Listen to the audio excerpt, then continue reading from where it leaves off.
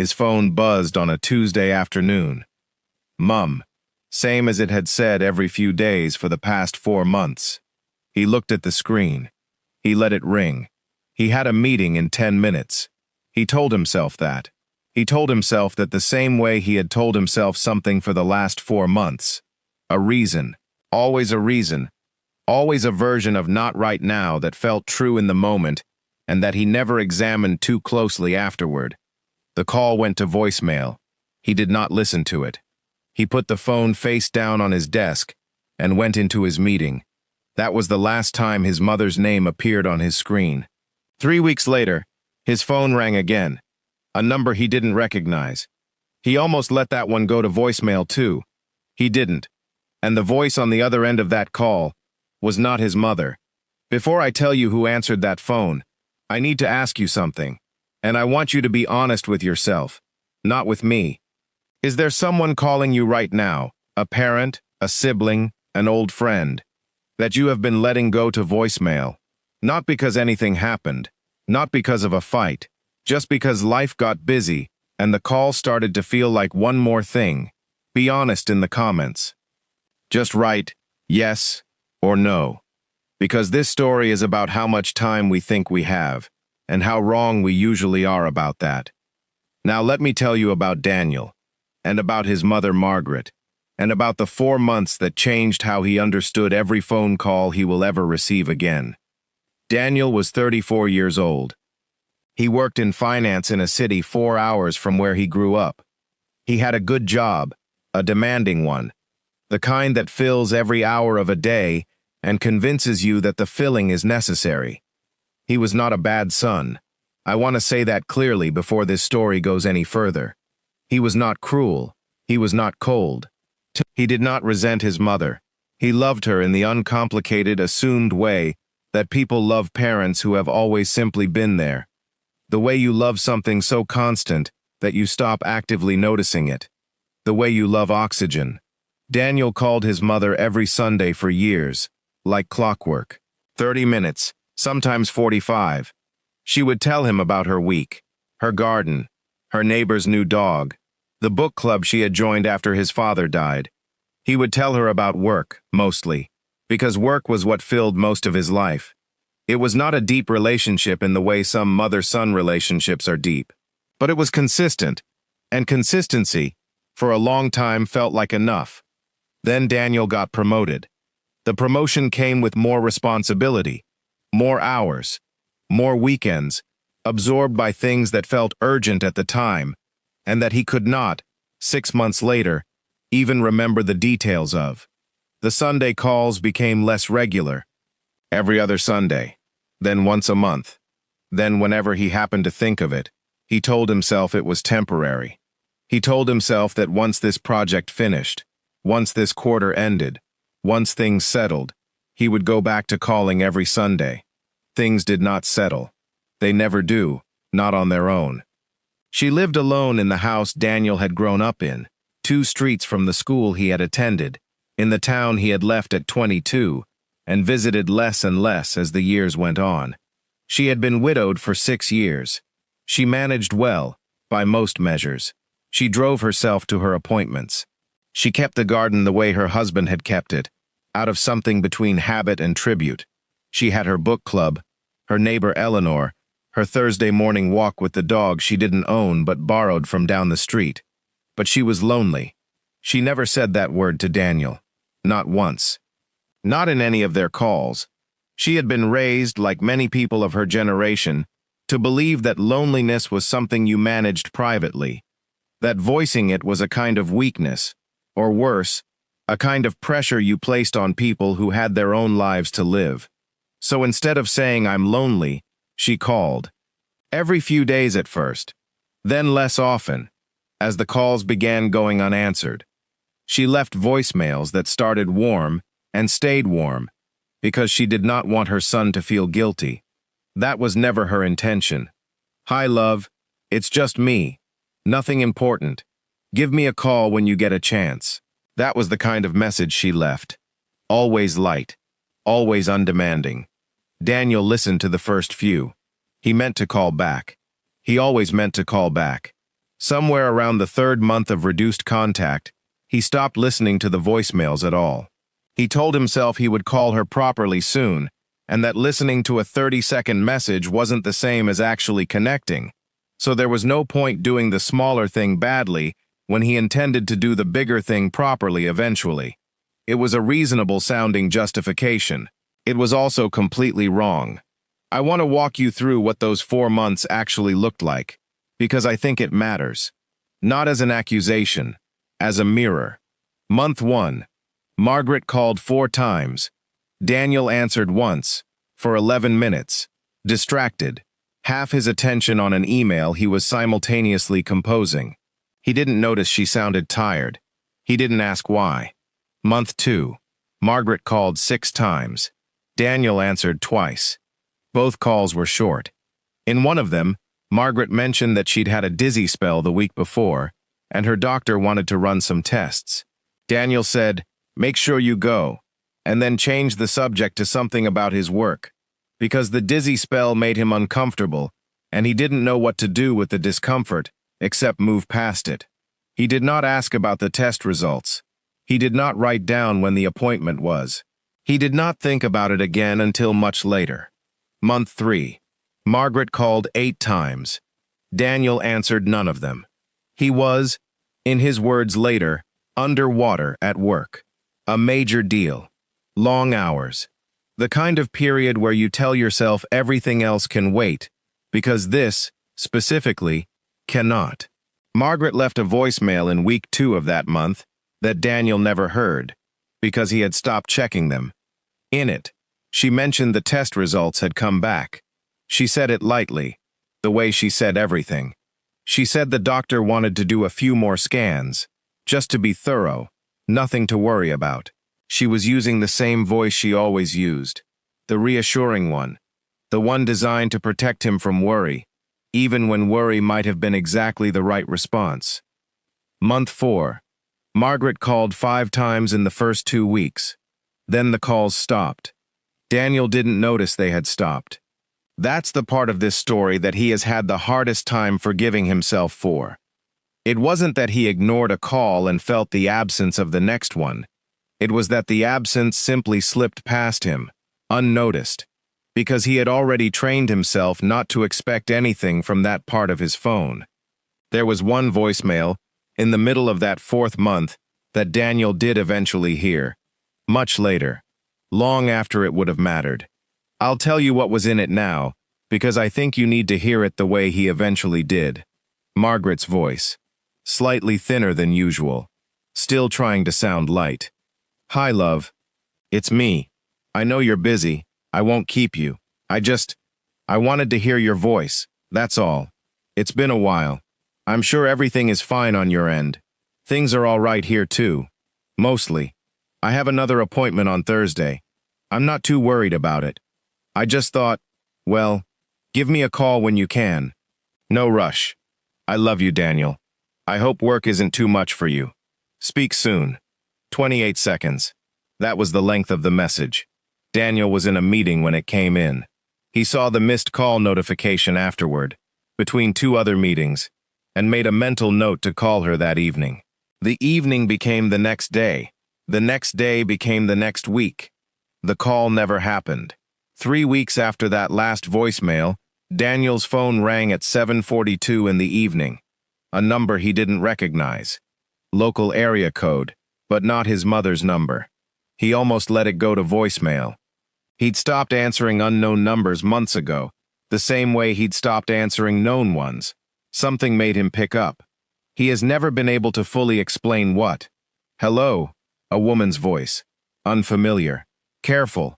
In a way that made the hair on the back of his neck rise before she'd said anything substantial. "Hello, is this Daniel, Margaret's son?" "Yes. Who is this?" "My name is Linda. I live 2 doors down from your mother. I'm so sorry to be calling like this, out of the blue." Daniel felt something tighten in his chest. "Is she okay?" There was a pause. The kind of pause that tells you the answer before the words arrive. "She's in the hospital, Daniel. She's been there for 5 days. 5 days?" He said it back to her, not as a question, but as something he needed to hear out loud to believe it. "I found her," Linda continued. "I noticed her curtains hadn't opened in 2 days, which wasn't like her, so I went and knocked. She didn't answer. I let myself in. I have a key, for emergencies. Your mother and I have looked out for each other for years, and I found her on the kitchen floor." Daniel's legs felt unsteady. He sat down without deciding to. "She'd had a stroke," Linda said gently. "A small one," the doctor said, "but enough to make her unable to get up or reach the phone. She'd been on that floor for almost a full day before I found her." "A day," Daniel said. "She's stable now," Linda said quickly, hearing something in his voice. "She's going to be okay. But Daniel, she's been asking for you. Every day. And I didn't have your number. It took me this long to find it, going through her address book." Daniel sat in his apartment, phone pressed to his ear, and understood with total clarity that somewhere in the last 4 months, a stranger had become more available to his mother than her own son. He drove through the night, 4 hours. He has no real memory of most of them. He remembers the first hour clearly, the panic, the replaying of every unanswered call, every voicemail he hadn't listened to, every Sunday he hadn't picked up the phone. Somewhere around hour 2, the panic gave way to something worse. Clarity. He thought about month 1, the 11-minute call, half his attention on an email. He thought about month 2, the dizzy spell he'd told her to make sure she addressed and then never asked about again. He thought about month 3, underwater at work, he'd called it, as if there had been no air anywhere else in his life, as if his mother, alone in a house 2 streets from the school he'd grown up in, hadn't been drowning in something far quieter and far more dangerous than a work deadline. He thought about the 28-second voicemail he hadn't heard until it was far too late to matter. "I just wanted to hear your voice, that's all."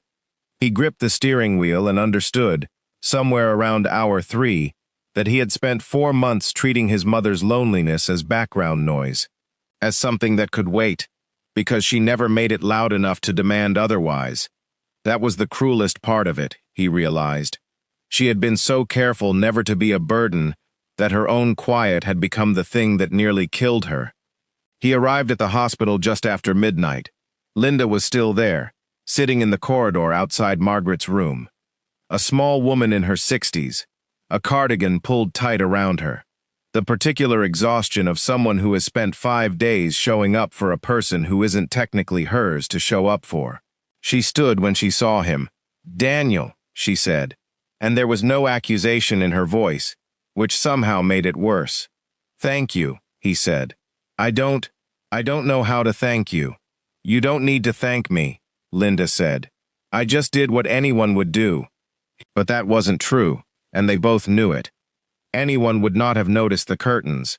Anyone would not have let themselves in. Anyone would not have spent 5 days sitting in a hospital corridor for a neighbor. Daniel went into the room. His mother looked smaller than he remembered, thinner. The left side of her face drooped slightly, the residual mark of the stroke. There were tubes, monitors, the quiet machinery of a body being carefully watched. She was asleep. He sat in the chair beside the bed, the same chair, he would learn later, that Linda had occupied for 5 days, and he took his mother's hand. It was the first time he had touched her in over a year. She woke an hour later. Her eyes found him slowly, the way eyes do when the body is still climbing up out of sleep. "Daniel." Her voice was thinner than the voicemail, thinner than he remembered. "I'm here, Mum." She looked at him for a long moment. He braced himself, in that moment, for anger, for the question he deserved to be asked. "Where have you been?" She didn't ask it. She squeezed his hand, weakly, and she said, "You came." That was all. You came. As if 4 months of silence were not the headline of this story. As if the only thing that mattered to her, lying in that bed with a body that had nearly given out entirely alone on a kitchen floor, was that her son was now, finally, in the room. He put his head down on the edge of the bed, and he cried in a way he had not cried since he was a child. Over the following days, as Margaret recovered, Daniel learned things he had not let himself know before. He learned that the test in month 2, the one he'd said, "Make sure you go," about, and then never asked about again, had revealed early signs of a heart condition that, combined with her blood pressure, had made the stroke significantly more likely. She had been managing it quietly, the way she managed everything, without burdening anyone with the details. He learned that Linda had become, over the past year, the person Margaret actually confided in. Not because Margaret didn't love her son, but because Linda was there. Linda noticed when something was wrong. Linda asked the second question, not just the first. He learned that his mother had told Linda, weeks before the stroke, sitting in her kitchen over tea, something that broke him when he heard it secondhand. "I don't want to be the kind of mother who makes her son feel guilty for living his life. So I just keep calling. And if he doesn't answer, that's all right. I'd rather he have a life too full to answer than a life so empty he has nothing better to do than talk to his old mum." Daniel sat with that sentence for a long time. His mother had been protecting him from the truth of her loneliness, for months, at the exact moment she needed him most. And he had let her. Not because he didn't love her. He had never stopped loving her, not for a single day, but because love, unattended, does not stay warm on its own. It requires the small, unglamorous maintenance of showing up, of answering, of asking the second question. And he had let the maintenance lapse, month after month, telling himself there would always be more time to make up the difference. Margaret recovered, though not completely. The stroke left a slight weakness on her left side that physiotherapy improved but never fully resolved. She would walk more carefully for the rest of her life. She would tire more easily. Daniel changed his life in the months that followed, not dramatically, not as some grand gesture designed to make up for 4 months in 4 weeks. He understood, finally, that you cannot make up for absence with intensity. You can only replace it with consistency, going forward, for as long as you are given. He called every Sunday again, not the distracted, half-present calls of before, but real ones. He asked the second question now. How did the appointment actually go? Not the short version, the real one. He drove up once a month, sometimes more. He met Linda properly and thanked her again and again until she finally told him gently that the thanking didn't need to continue, that what she wanted from him wasn't gratitude. It was simply for him to keep showing up for his mother the way he was showing up now. He listened to every voicemail after that. Even the ones that said nothing important, just wanted to hear your voice. Especially those. I have thought about Daniel and Margaret for a long time since I first heard this story. And here is what I keep coming back to. Margaret never once raised her voice. She never sent an angry message. She never said, "You're neglecting me," or "I need you to call more." She protected her son from the discomfort of that conversation, right up until the moment her body forced the conversation to happen, without her permission. That is the danger of loving someone quietly enough. It allows the people around you to mistake your silence for fine, and the danger of being loved that quietly, if you are the one receiving it, is that you can go months, years, without ever being forced to notice the absence you are creating, because the person on the other end refuses to make you feel the weight of it. Daniel was not a cruel son. I want to say that one more time, clearly, because I think too many of us watch a story like this and quietly assure ourselves we would never do what he did. Most of us are doing some version of it right now. A parent we mean to call, a friend whose last 3 messages we haven't answered, a grandparent we keep meaning to visit once things settle. Things rarely settle on their own. The lesson here is not complicated, even though it took a stranger answering a phone for Daniel to learn it. The people who love you the most, quietly, are often the ones who need you to notice the loudest. They will not ask you to. That is exactly why you have to choose to anyway. If there is someone in your life right now whose calls you have been letting go to voicemail, not because of anything that happened between you, just because life got loud and their calls started to feel like one more thing, call them back today. Not next week, not when things settle. Today. You do not know what is happening on the other end of that silence. You do not know what someone is protecting you from, out of love, by never raising their voice about it. Margaret never asked her son for more than he gave her. She simply needed it. And there is a difference between those two things, that most of us only learn the hard way. Don't wait for a stranger to answer the phone before you understand what you almost lost. If this story reached something in you, call the person you've been meaning to call. Right now, before this video ends, not a text, a call. Subscribe to The Untold Cost for a new story every week. Stories about the people who love us quietly, and the cost of letting that quiet go unanswered. I will see you in the next one.